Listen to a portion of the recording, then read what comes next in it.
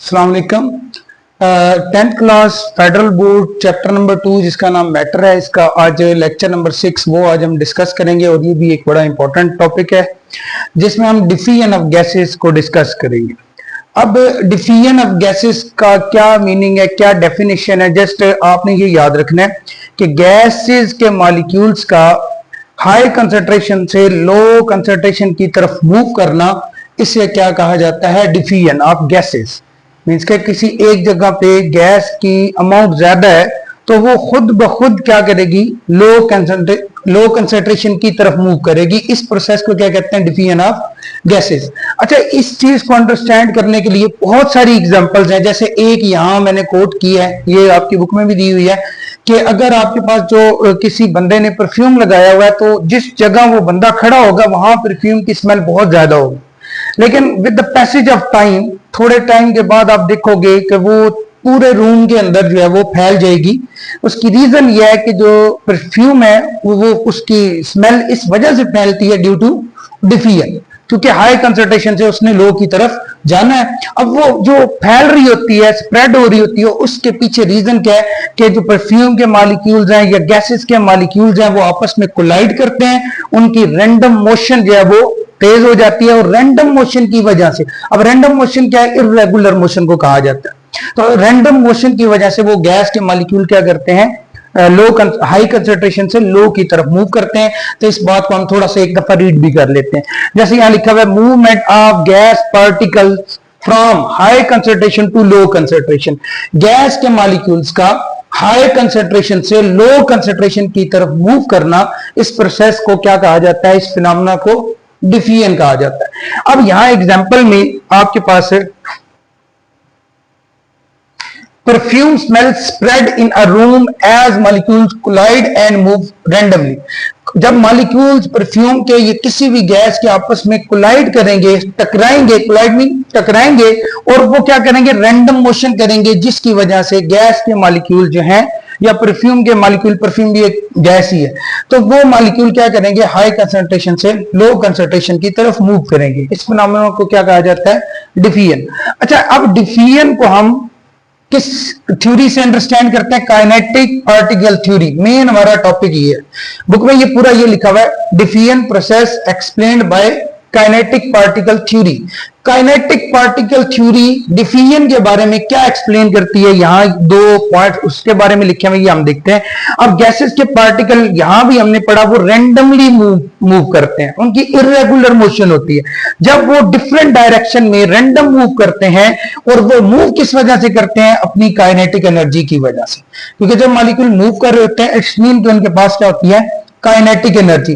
जब कुलियन होती है तो कुलियन उन गैस के मॉलिक्यूल्स की डायरेक्शन को चेंज कर देता है और वो डिफरेंट डायरेक्शन में स्प्रेड कर जाते हैं, और वो स्प्रेड करने की रीजन यही होती है डिफिजन और कुलियन की वजह से डिफिजन का प्रोसेस होता है और वो यूनिफॉर्मली क्या कर जाते हैं? डिस्ट्रीब्यूट हो जाते हैं, स्प्रेड हो जाते हैं। इस बात को हम एक डायग्राम की हेल्प से अंडरस्टैंड करते हैं। एक ये मेरे पास कंटेनर है जिसमें ऑक्सीजन गैस ली गई है, एक ये दूसरा कंटेनर है जिसमें हाइड्रोजन गैस ली गई है। हाइड्रोजन गैस को मैंने ब्लू कलर से मेंशन किया, ऑक्सीजन गैस को मैंने रेड कलर से इसके मॉलिक्यूल्स को मेंशन किया, और यहां एक स्टॉप कॉक है जो इन दोनों गैसेस को अलग अलग कंटेनर में सेपरेट रखेगी। अब आपने इसी स्टॉप कॉक को ओपन कर दिया, जैसे टैब का ऊपर वाला पोर्शन होता है जिसको आप खोल के पानी ओपन कर सकते हैं, सेम ऐसे ही यहां जो स्टॉप कॉक है वो क्या करेगा? दोनों गैसेस को अलाउ करेगा हाई कंसंट्रेशन से लो। जैसे ये रेड वाली है, यहां आपको नजर आ रहा होगा कुछ मॉलिक्यूल्स आपको ब्लू कलर में नजर आ रहे हैं, जो कि बेसिकली क्या है? आपके पास हाइड्रोजन है। और यहां पे आपको ब्लू कंसंट्रेशन, ब्लू कलर की कंसंट्रेशन मींस के हाइड्रोजन गैस की कंसंट्रेशन ज्यादा नजर आ रही है, और यहां आपके पास ऑक्सीजन गैस जिनको मैंने रेड कलर में मेंशन किया है उनकी कंसंट्रेशन ज्यादा आ रही है नजर, और ब्लू कलर की कंसंट्रेशन कम नजर आ रही है। ब्लू कलर हमारे पास हाइड्रोजन गैस और रेड कलर में ऑक्सीजन गैस। जैसे ही आप स्टॉप कॉक ओपन करोगे तो रेड कलर वाले मॉलिक्यूल्स मींस के ऑक्सीजन मूव करेंगे टुवर्ड लो कंसंट्रेशन। जहां पे ऑक्सीजन की कंसंट्रेशन यहां ज्यादा है, यहां कम है, इसलिए ऑक्सीजन इस तरफ ट्रेवल करेगी और हाइड्रोजन किस तरफ ट्रेवल करेगी? इस वाले कंटेनर के अंदर। जब कुछ टाइम गुजर जाएगा आप नोट करोगे कि दोनों कंटेनर में दोनों गैसेस की कंसंट्रेशन बराबर है। मींस कि यहां अगर आप देखो ऑलमोस्ट 50% ऑक्सीजन और 50% हाइड्रोजन है, यहां भी 50% ऑक्सीजन और 50% हाइड्रोजन है। अब ऐसा क्यों हुआ कि ये गैस के जो ऑक्सीजन के मॉलिक्यूल्स थे वो इस कंटेनर में आ रहे हैं और जो हाइड्रोजन के मॉलिक्यूल थे वो इस कंटेनर में? इसकी रीजन क्या है? डिफिजन। मॉलिक्यूल के पास काइनेटिक एनर्जी होने की वजह से वो आपस में कोलाइड करेंगे, रैंडम मोशन करेंगे, उसकी वजह से ये हाई कंसंट्रेशन से लो की तरफ मूव करेंगे। इसी प्रोसेस को डिफिजन कहा जाता है।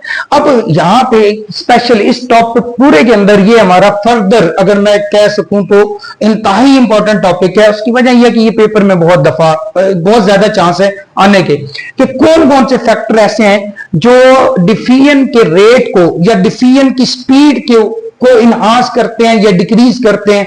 यहां हम दो फैक्टर डिस्कस करेंगे, एक मॉलिक्यूलर वेट जिसे मॉलिक्यूलर मास भी कहा जाता है, और टेम्परेचर। ये दो ऐसे फैक्टर हैं जो रेट ऑफ डिफिजन को या तो इंक्रीज कर देते हैं या तो डिक्रीज कर देते हैं। Mean speed, rate mean speed of diffusion को या तो डिक्रीज कर देते हैं या इंक्रीज कर देते हैं।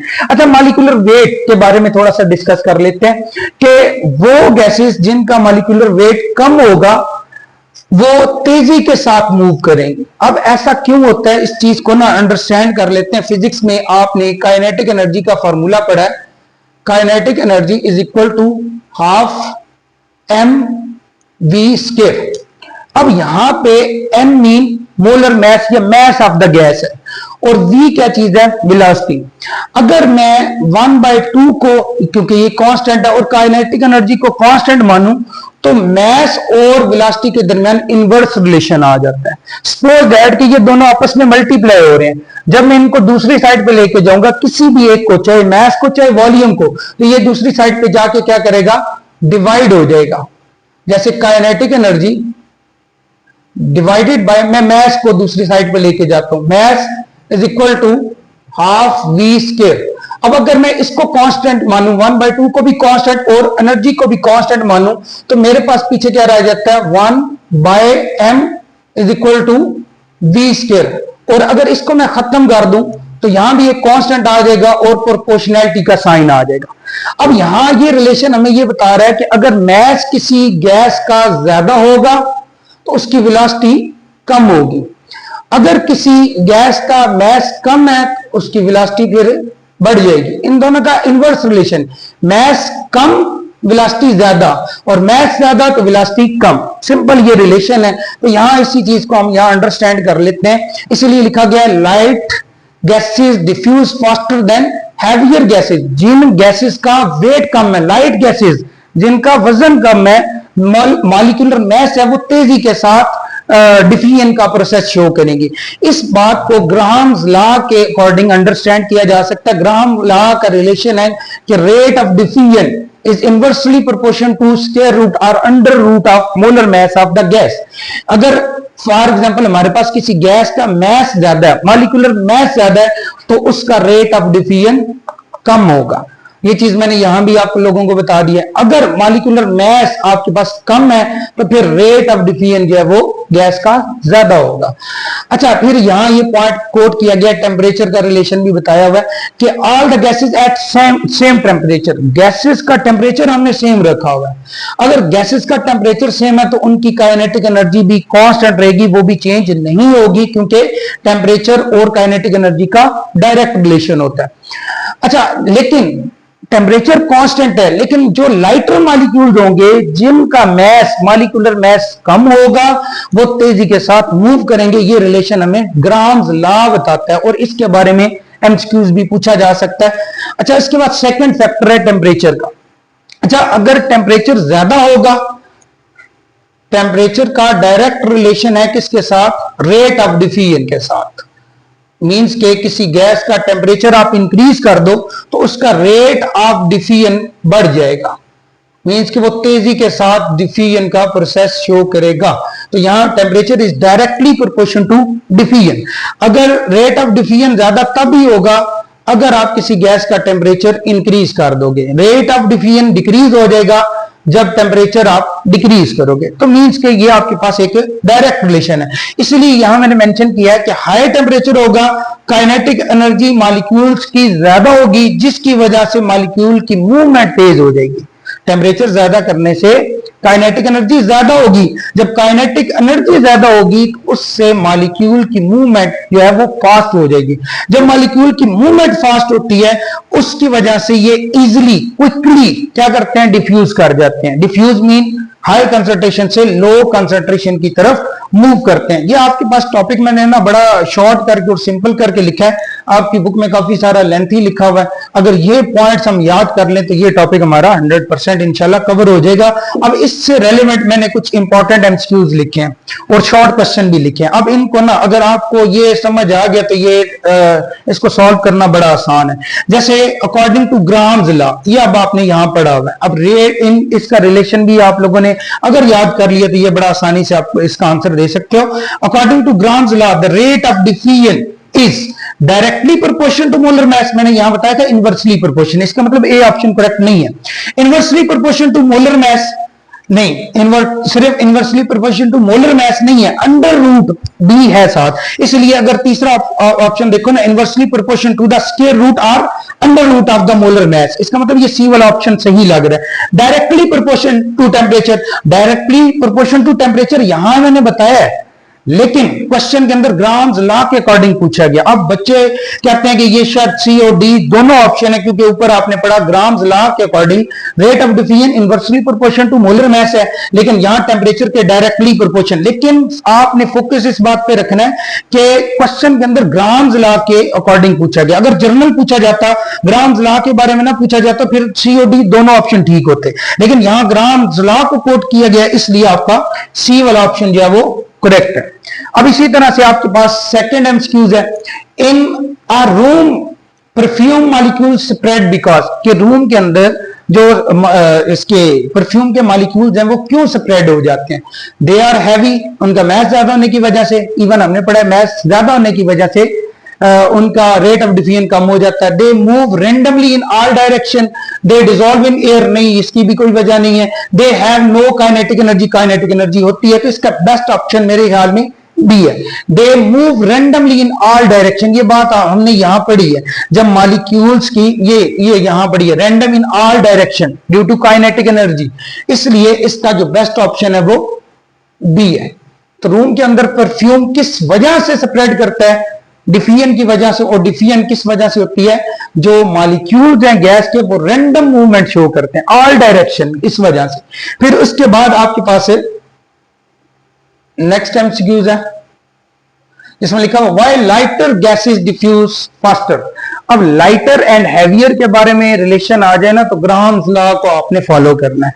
अब यहां लिखा हुआ है कि लाइटर मॉलिक्यूल जो है वो क्यों ज्यादा स्पीड के साथ मूव करते हैं, तो ये रिलेशन, ये आपको रिलेशन बता रहा है कि अगर ऐसी गैसेस जिनका मॉलिक्यूलर मास कम होगा, कम होने की वजह से उनका रेट ऑफ डिफ्यूजन ज्यादा हो जाएगा, ठीक है। तो इसी रिलेशन को आपने यहां अप्लाई करना है। तो they have less volume, volume नहीं, लाइटर मॉलिक्यूल डिफ्यूज क्यों फास्ट करते हैं। They have higher velocity at the same kinetic energy, ये वाली बात सही लग रही है। दे हैव मोर मास, मास ज्यादा होगा तो रेट ऑफ डिफ्यूजन कम होगा। इधर वैसे उसने लाइटर गैसेस की बात की है, मोर मास की बात नहीं की। They are less dense, density भी यहां हमने कोई रिलेशन नहीं पढ़ा, जस्ट आप देखो तो they have higher velocity, velocity ज्यादा होगी और काइनेटिक एनर्जी सेम होगी। ये वाला पॉइंट अगर इसको आप स्टडी कर लो तो ये इससे रेलेवेंट है, तो इसका जो बेस्ट ऑप्शन है वो बी है। इसी तरह से कुछ इंपॉर्टेंट शॉर्ट क्वेश्चन भी यहां मैंने मेंशन किए हैं। How does temperature affect the rate of diffusion, ये वाली बात आप, ये दोनों पॉइंट्स आप लिख सकते हो कि temperature is directly proportion to rate of diffusion. अगर टेम्परेचर ज्यादा होगा तो रेट ऑफ डिफ्यूजन भी ज्यादा होगा। ये दोनों आपने बातें इसमें दोनों पॉइंट्स लिख लेने। What is the relation between molecular mass and diffusion rate, ये आपको ग्राम्स लॉ वाला पूछ रहा है कि रेट ऑफ डिफ्यूजन और मॉलिक्यूलर मास में क्या रिलेशन है, तो आपने बताना है inversely proportion to square root of molecular mass of the gas. Last हमारा क्वेश्चन है क्वेश्चन नंबर 3। इसमें पूछा गया है why do lighter molecule diffuse faster than heavier one. अच्छा, इसमें भी हमने एक बात पढ़ी, ये जो मैंने ये रिलेशन बताया और ग्राम जला, ये दोनों आप यहां डिस्कस कर सकते हो। स्पेशली ये वाला इसका आंसर है, क्योंकि काइनेटिक एनर्जी का जो फार्मूला है हाफ एम वी स्क्वायर, ये हमें ये बता रहा है कि वॉल्यूम का वेलोसिटी का और molar mass of the gas, इनका इनवर्स रिलेशन है। अगर मास ज्यादा होगा तो वेलोसिटी कम होगी, अगर वेलोसिटी ज्यादा होगी तो मॉलिक्यूलर मास जो है वो जाहिर सी बात है इनवर्स रिलेशन है, तो उसका गैस का मास कम होना चाहिए, तो वेलोसिटी ज्यादा होगी। अगर वेलोसिटी ज्यादा है तो उस वजह से जिन मॉलिक्यूल का मॉलिक्यूलर वेट कम होगा उनकी वेलोसिटी ज्यादा होगी, तो ये रिलेशन आप यहां लिख सकते हैं। इसलिए जो लाइटर मॉलिक्यूल्स हैं वो तेजी के साथ मूव करते हैं। ये था हमारा यहां तक लेक्चर। इंशाल्लाह इसके बाद जो नेक्स्ट टॉपिक है वो हम बाद में फिर अपलोड कर देंगे इंशाल्लाह।